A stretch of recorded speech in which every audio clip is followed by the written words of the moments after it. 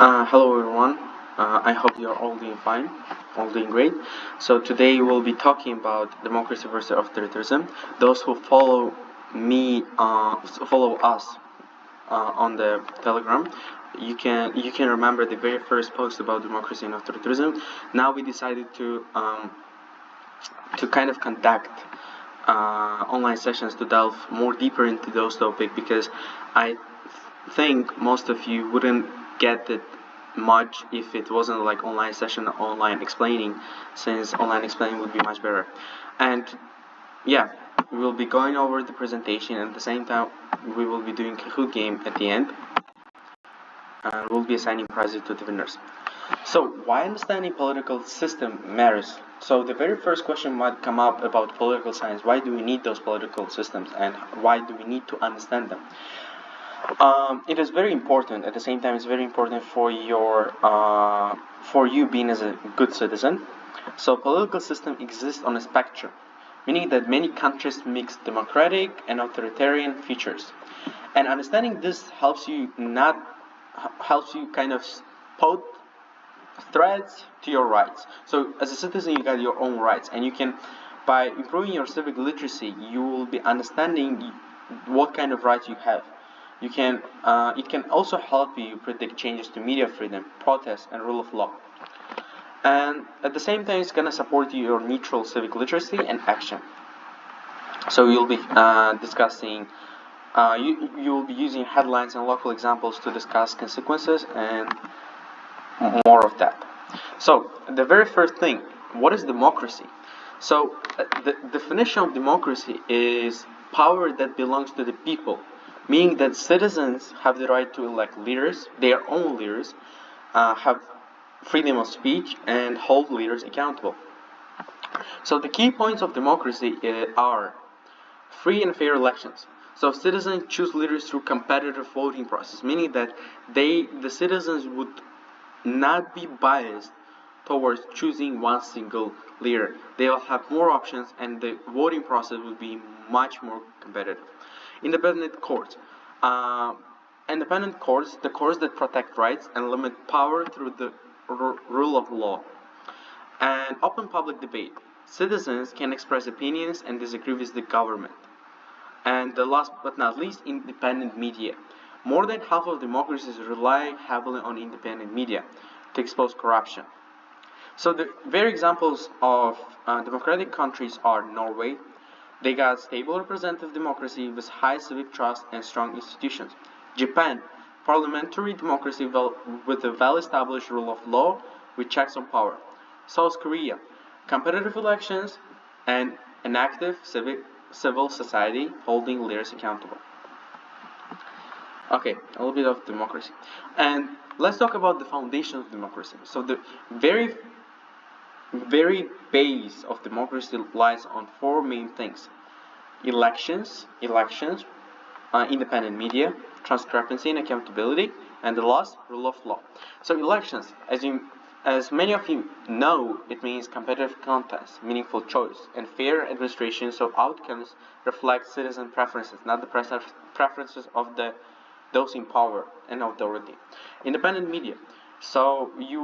Independent media means investigative reporting and plural voices that inform voters and surface abuses. Transparency and accountability. So the open institutions and oversight mechanism that expose decisions and check leaders. Rule of law. Impartial courts that enforce law and protect rights against arbitrary power, meaning random power. Okay, now let's talk about authoritarianism. So there are 5 components of authoritarianism: concentrated control, controlled elections, weakened opposition, restricted media and dissent, and institutions that serve leadership. Concentrated control. It means the power held by a small group rather than broad accountability. So the power that only belongs to a very small number of people, but not the majority. Controlled elections. Elections may happen, but are symbolic or manipulated. So the answers of the elections, the winners of the elections, will be chosen even before the elections happen. Weakened opposition. Opposition parties are weak, restricted, or formal only. Restricted media and dissent. Media limited or suppressed, dissent discouraged or punished. Institutions serve only readership. Courts and agency function to protect rulers, not citizens. The courts are simply biased. Okay, so everyday signs of authoritarianism. You can detect authoritarianism in three main ways. So the very first thing to check and notice is controlled media environment, censorship or heavy state influence on outlets, journalists that force strong pressure or self-censorship, limited access to diverse viewpoints, punishment or discouragement of dissent, public intimidation of critics. So you might ask what a dissent is. Dissent means the publicly stating your opinion. So punishment or discouragement of dissent means that you will be either punished for what you say in the public or you would be discouraged to speak in the public. Legal prosecutions used against opponents, social pressure to conform views. And the last one is courts protecting leadership, not citizens. Politicized legal ruling favor leaders. Check on power are weakened or even bypassed. And legal processes used as political tools. So we also got countries in the middle, meaning that hybrid system. So there might be some cases of some of them being democratic on the paper, but in reality they are more of authoritarianism state. So when talking about authoritarianism, I would guess that the one example would be Russia, since the elections held but outcomes are always predictable. Media limitation reduce opposition reach, cowards bias toward ruling elite. Turkey, elections occur with predictable winners, media restriction and pressure on journalists. Judiciary leans toward government interests. So these are the hybrid systems. And you might ask why some countries use this hybrid system. So there are three main things about it: regime power, Western leverage, and linkage. Regime power, unity and capacity of the ruling class to resist pressure and maintain authoritarian control when strong. And linkage, economic, media, and cultural connections that expose societies to democratic norms and influence behavior. And Western leverage, external pressure from aid, sanctions, or diplomatic ties that push governments toward democracy when strong. Okay, what really defines democracy? There are four things that really defines democracy. As we talked about, fair competition and meaningful alternatives. Elections count only when choices are free and competitive. Open information and informed citizens, meaning that transparent media and facts let voters make real choices. Accountability and enforceable sanctions, mechanism to sanction leaders to prevent abuse of power. Trust, transparency, and citizen power. Rights, rule of law, and openness turn voting into real influence.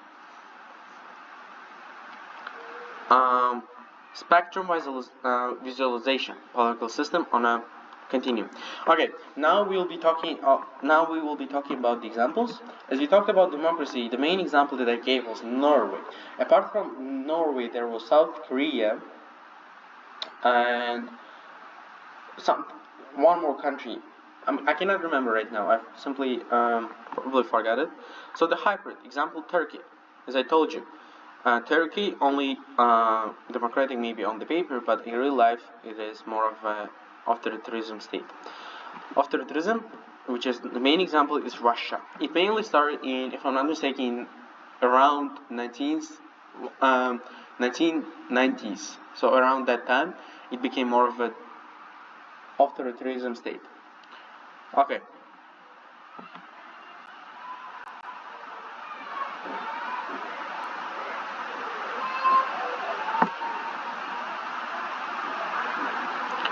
Okay. Active regime by institution, not labels. So political systems sit on spectrum, not binary. Many regimes mix democratic and authoritarian traits. Okay. Elections alone do not equal to real democracy. You might think fair elections is very important, but no. Most of the things that you need for democracy is fairness, rights, transparency, independent media, and accountability. Competitive authoritarianism. Democratic forums, authoritarian practice, institutions that appear democratic but are undermined in practice. Regime drivers. Leverage, linkage, and regime power. External and internal forces that shape regime, resilience, and behavior. So the final rule to the viewers at the same time to the participants of this online session is that focus more on the outcomes and enforcement, not simply labels. By saying labels, I mean not things that are written. Try to analyze yourself and see what is it. You might compare. Comparing is very important. Making comparison helps you understand more what kind of a state a country is, what kind of political system it uses. So, for those who are not the participants of the Authoritarian channel, I would highly encourage you to join this channel through this link. So you got the link here. And the main source that I use for this presentation, at the same time to the post on the very first post on the Authoritarian, it was Journal of Democratic Review, books in review between authoritarianism and democracy. It is very important. It is not important, but it was very helpful for me to kind of make those statements here and get some information from there as well. Very credible source. Talks about real examples and real explanations of authoritarianism and democracy. Okay. I hope it was very interesting for you. So now we'll move on with the Kahoot game, and we will assign some prizes for the winner. So the Kahoot game will be consisting of 15 questions. And before that, if you got some questions, please write them in the chat. And yeah, let's move on with the Kahoot game.